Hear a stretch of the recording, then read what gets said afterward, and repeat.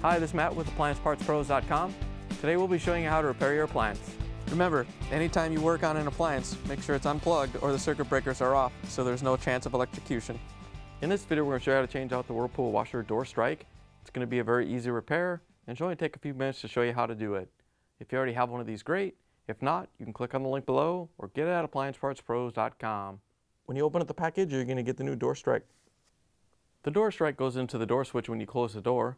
The main reason you'll be changing it out is if it's damaged and the washer thinks the door is open, it won't go through the cycles. In order to change the part, we have to open up the washer door. Once you have the door open, we can use the Torx 15 driver, take out the screws that hold the door strike on. The strike is adjustable, so you want to remember how offset it is, so you can put the new one in the same way. Once you have the screws out, we're going to pull down on the door strike and out on the top, so the top comes out. Then you can lift the bottom out and pull it off the door. Here's the old door strike next to the new one. If you already have one of these, great. If not, you can get it at AppliancePartsPros.com.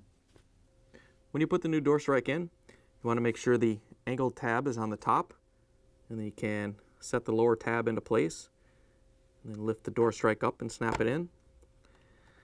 And then make sure you put it in the same position that your old one was, so the door closes properly. Once you have it lined up, you can use the Torx 15 driver to put the screws in. Once you have the new door strike mounted, close the door, plug it back in, take it for a spin. Thanks for joining us for another successful repair brought to you by AppliancePartsPros.com. Check out our other repair videos on our site, Facebook, and YouTube.